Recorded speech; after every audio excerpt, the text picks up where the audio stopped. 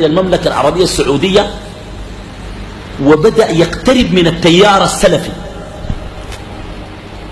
والكثير من الأخوان المسلمين الذين طوردوا من قبل السلطات في مصر وخاصة عبد الناصر كمحمد قطب أخو سيد قطب وسيد سابق وغيرهم والغزالي جاءوا إلى السعودية. بعضهم تأثر بالتيار السلفي الوهابي الموجود في السعودية وتبنوا، قالوا دي صحيح لا بد من تنقية الدين من البدع والشوائب والشركيات وكذا وكذا، لكنهم ما زالوا مستمسكون بالمنهج الإخواني في التغيير، مصادمة الحكام والتكفير وعدم الانضباط في قضايا الإصلاح وعدم الصبر والتهور وإلى غير ذلك، وتغليب القضايا العاطفية على التأصيل المنهجي.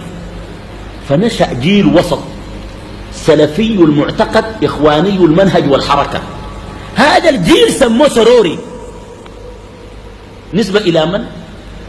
محمد سرور. محمد سرور اختلف في المملكة وسافر إلى لندن، أو ما لندن بالذات، أنت اسمها برجنجهام ولا حاجة بالشكل ده، وكتب مجلة السنة، وحقيقة كتاباته مزعجة فيها طعن واضح في العلماء والمشايخ كالشيخ بن باز والعثيمين، وفيها دعوة للخروج على الأنظمة والحكام والمجتمع المسلم لا يحتمل. المجتمع المسلم يحتاج إلى دعوة وإلى إرساء، وهذه دعوة تدخل الناس في أنفاق مظلمة وخلايا سرية وتسليح للشباب ومصادمة للحكام وسفك للدماء وتعطل الدعوة. المنهج السلفي منهج متعقل جدا، وهذا ليس منهج السلف. منهج السلف يقوم على الصبر والتؤدة، منهج أنبياء في الإصلاح والتغيير. هذا الجيل يا إخواننا، أنا الكلام ده أول مرة قاعد أقوله، وما قاعد أقوله قبل كده، وأسمع الناس يتكلموا، لكن لو زود ما سألني وسؤاله ملح ضروري جدا جدا وكأنه المسألة عاملة مشكلة ما كنت لأقول هذا الكلام. محمد سرور ده ما عنده جماعة أنا أعرفها اسمها السرورية في السودان، في جماعة أنصار السنة المحمدية عندهم لافتات ألف وباء، بس ما تقول لي ألف منو وباء منو. حزب التحرير ولاية السودان عنده دار قدر الليل وباكر. حزب الأمة القومي، الإصلاح والتجديد حزب الأمة، الاتحادي الهندي، الاتحادي شنو المرجعية، الاتحادي شنو كده ما عارف، الطريقة السمانية، التجانية، أي زول معلق لافتة، لحد حسا ما لاقونا ناس عملوا دار علقوا لافتة قالوا نحن السرورية، ما لقانا. هو عبارة عن شنو؟ بقى أي شخص فيه نزعة للتكفير، فيه نفس للخروج، بقوا يقولوا عليه سروري. حتى قد يقع هذا، قد يوقع في ظلم يا إخوان، في زول ما شاف محمد سرور ولا عنده علاقة معه، وقد يكون المسألة ملتبسة عليه.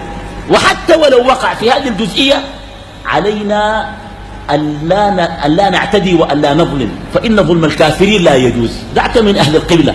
فالمبتدع لو عنده بدعة يرد عليه بمقدار بدعته، ولا نعظم هذه المسألة أكثر من اللازم. بمعنى شنو؟ يعني أنت زول احتجت ترد عليه ورد قال كلام فارغ، احتجت ترد عليه رد عام وتصحح المفاهيم ورد، ما احتجت إلا تبين اسمه، بين اسمه ورد، لكن ما يكون ده مجالس الناس فلان سروري وفلان سروري وفلان ما سروري وفلان كده. إخواننا في قيامة الله بلم الناس بعدين، ربنا بلمك وبيجيب الزول اللي انت تكلمت فيه ده في قيامة. القيامة نتكلم عنها ليه انت قايل؟ ما لأنه في حاجات زي دي أنا ما داير الناس ينشغلوا بهذه المسألة. يعني لأننا أعطينا الموضوع، الناس الآن الشباب تحت مدينة الموضوع مساحة كبيرة جدا، كويس. المسائل الفكرية والمنهجية لا يعلو أحد على المنهج، أي زول يخالف المنهج يرد عليه ويدفع بقدر بدعته. أما أن نعتدي بعد ذلك ونتكلم في الشخوص وكذا، هذا لا يجوز، لأنه ظلم لا يرضاه الله عز وجل. طيب، محمد سرور بن نايف زين العابدين طعن في كتب العقيدة وعنده ملاحظات، في ناس ما شافوه وفي ناس عندهم فيه رأي قد يوافقوا في بعض المسائل. أنا عندي ما في حاجة اسمها سرورية، كلهم إخوانيون. أنا بصنفهم جماعة شنو؟ جماعة الأخوان المسلمين، وهي جماعة موجودة في السودان وعندها شنو؟ دار ومركز عام ولافتة قدر الليل وباكر، وما ناكرنا. تقول انت اخو مسلم ولا قايل اخو مسلم، هم في النهاية يرجعوا جميعا إلى شنو؟ إلى الإخوانية. ده أصل مسألة السرورية، وهذا أكثر كلام ممكن يكون مختصر وعلمي في مسألة السرورية. أرجو أن يكون الأمر اتضح للناس. بارك الله فيكم. السلام عليكم.